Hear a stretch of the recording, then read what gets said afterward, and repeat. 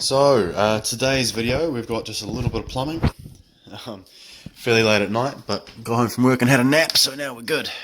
So what's happening is we fill the sink up, and this seal here has just got such a massive gap between it. It is stuffed, and the sink just drips, and all the water just goes straight out, pretty much. Doesn't seal up whatsoever. So, I've got a little bit of advice, and been able to borrow some plumber's putty. So what we're going to do is take the trap off and basically unscrew this whole thing here, make a little worm, put it around the inside edge, and then tighten everything back up. And that is as good a temporary fix as you can get until you do the rest of it, or until we have a chance to get a new seal. But this will do for now. So, yep, here we go.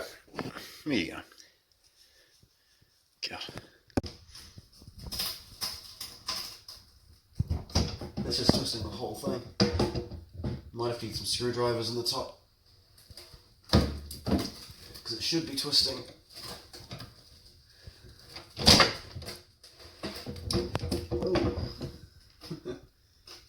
That nut, that hex nut, just had a whole piece snap off. So that's great. So we'll see what happens here.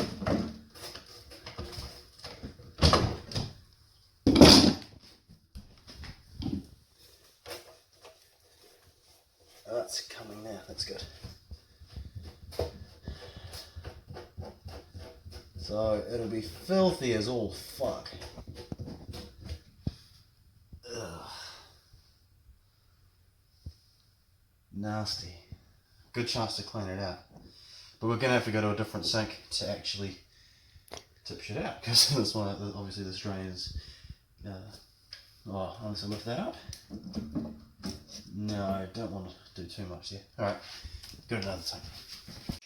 So there's a trick you can do. If you put two screwdrivers like that and cross them, then you'll be able to actually twist that, because down here I've got to hold this thing, so I'm going to get Emma's help. If you can just grab that for a second. So I've got that nut, and if you can twist them, you might need both hands. Yep. Keep going. It's coming.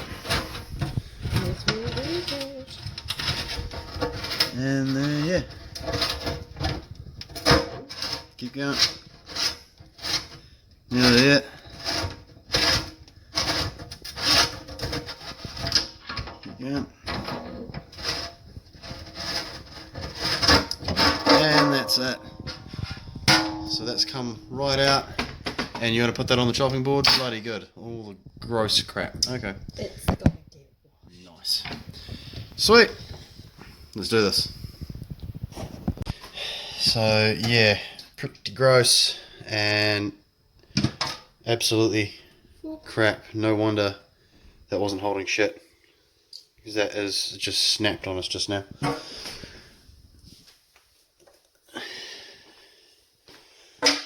Joy. Well, it'll still tighten, but it just won't get as good, and there's no way in hell this was ever sealing anything. That's a hard plastic, it's not even rubber. Right, now we'll clean this up and try put it back together, at least for tonight. So, you grab a little ball of this, you roll it into a worm shape. A few moments later. And there's our worm. Really great editing skills on display. So we're just going to put that around the ring, I suppose. Didn't really get any advice on how thick to make this, but just sort of said put it in. So I guess it's a bit like silicone, more the merrier, because it's all in the purpose of making a seal when it's all squished together. So that's in there. Hopefully I'll be able to get something better than that tomorrow, but okay, so we'll just reverse this process. So we're going to squish that down. You want it on the sink side, and I guess we can get this excess when we tighten it up.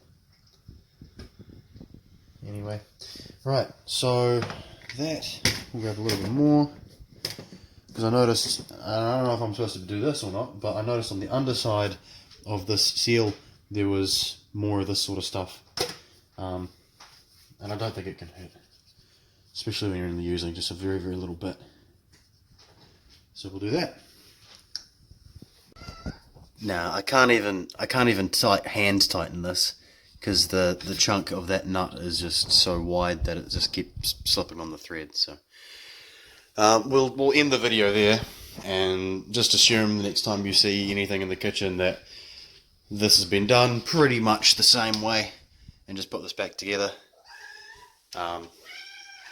Yeah, well, that's something anyway. So this is what we're left with at the moment. Sort of taking the excess out there. It's definitely leaking less than it was, which is surprising. But we're at least building that water back up in that trap, and in that trap I've chipped away some of the mold and gunk that was sat in there. So I'll take these in tomorrow and see if someone can give me a hand with getting a better solution for this. That's right. Just a little side note today. Took the car in and got to use this thing, which just plugs into the onboard computer. You download an app on the phone and it tells you all these diagnostics, and I found that the coil pack from cylinder 1 was misfiring. So I swapped that with the coil pack of cylinder 5, and it said now cylinder 5 was firing. So that tells me spark plug of cylinder 1 is good, and it's this thing. I've sort of tied it up a little bit, but this was full of rust. So by the mechanic that we originally took it to saying it had a rusty piston, maybe this is what they were actually referring to and just didn't know a goddamn thing.